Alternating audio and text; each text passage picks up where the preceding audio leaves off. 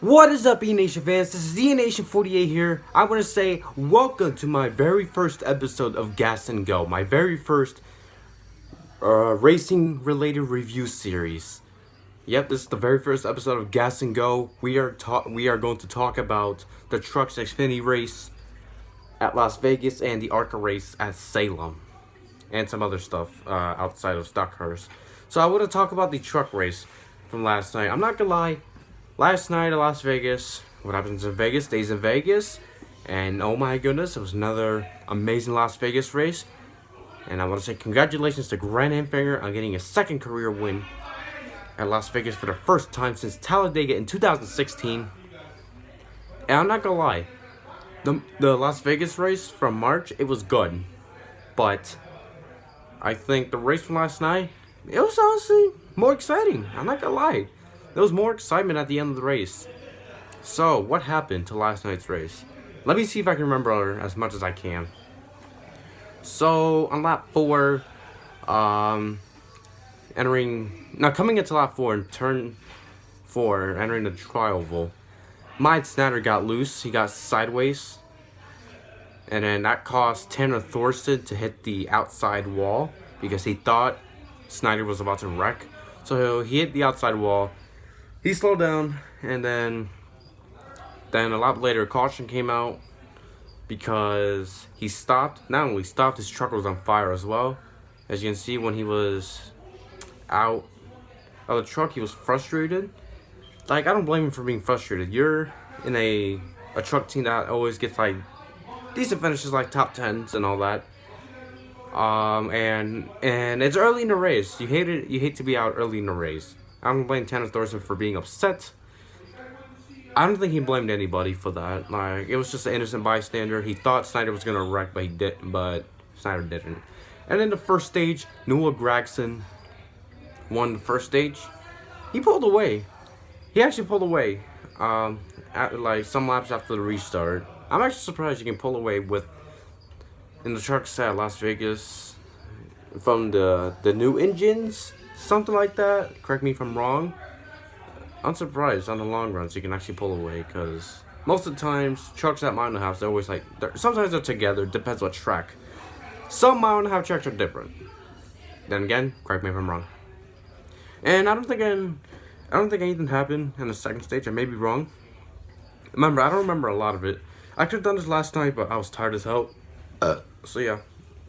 All I remember is that Grant Enfinger won the second stage. If you guys, if something did happen during the second stage, let me know in the comments below, because I kind of forgot. Alright, so and then the final stage, this is where the gloves came off. There was a lot of great racing once again. I forgot to mention, I think first stage or second stage, there was 4 and 5 wide racing at Las Vegas after the restart. You can't do that in a Cup Series. In the Cup Series, you can't do that. I'm actually surprised they went 5 wide without wrecking entering the corners. That could have been a big wreck. Oh my god.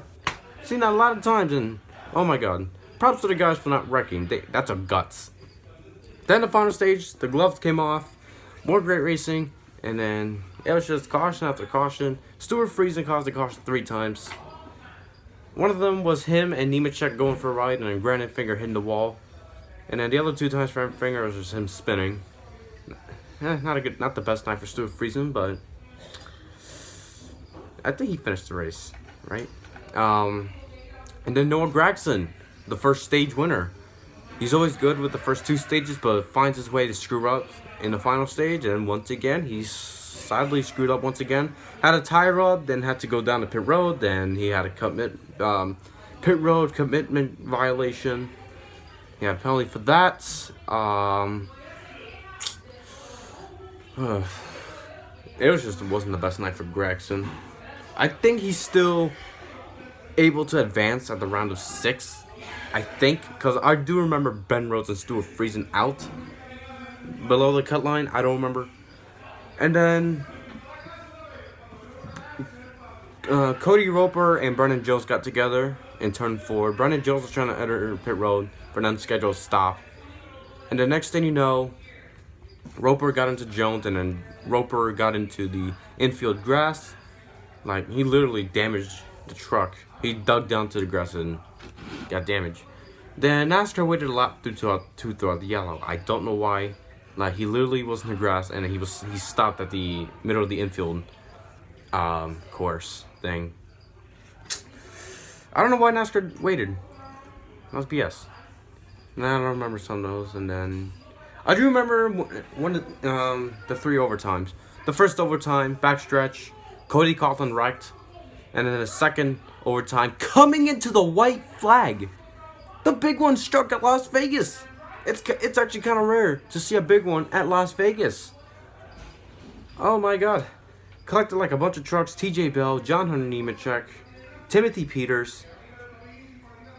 Oh my god, and a bunch of others. Like I said, I forgot. Because it was last night and I was tired. So yeah. Oh, I know that there was a big one at Las Vegas. Oh yeah, Jesse Little got it too.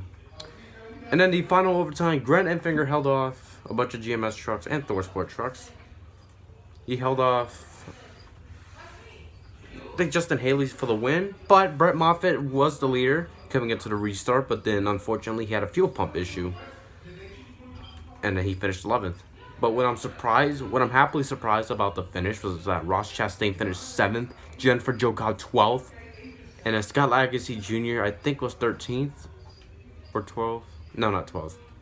I think 13th, 14th, or 15th. But Ross Chastain on a premium motorsports truck. Top freaking 10, guys. What? Like, heck, I don't think Robbie Lyons, one of my fans on this channel, and I do talk to him here and there. I don't think Robbie Lyons could get to the top 10. Robbie Lyons, if you're watching this, I'm so sorry, man.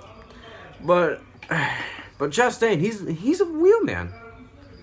That's just amazing for Chastain to bring a top 10 to a mile and a half for premium motorsports. So, was the race great? Another great race. It was certainly better than the spring. So yeah, congrats to the Grant Enfinger, and Viva Las Vegas. And then here we are at the Xfinity race at Las Vegas, the last regular season race of the season before we kick off the playoffs next Friday at Richmond. I believe so. I believe it's a Friday night race, like back in April.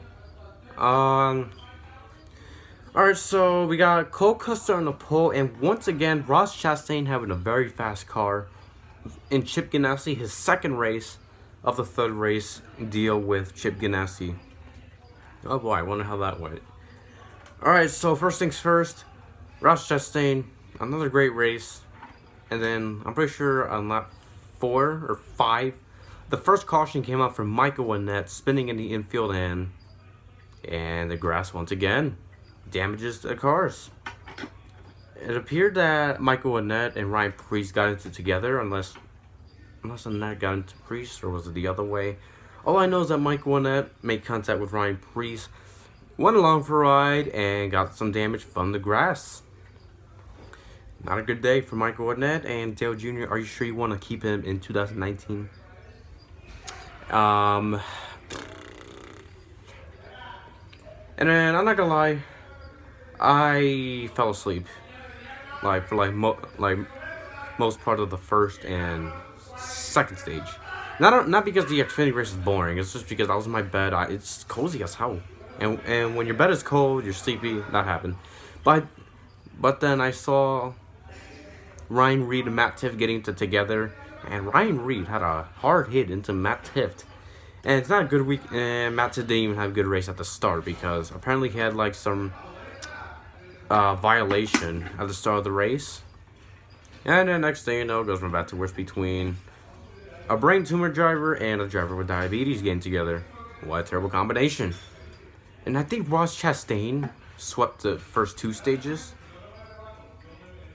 And then green flag pit stops happened with like less than 30 to go.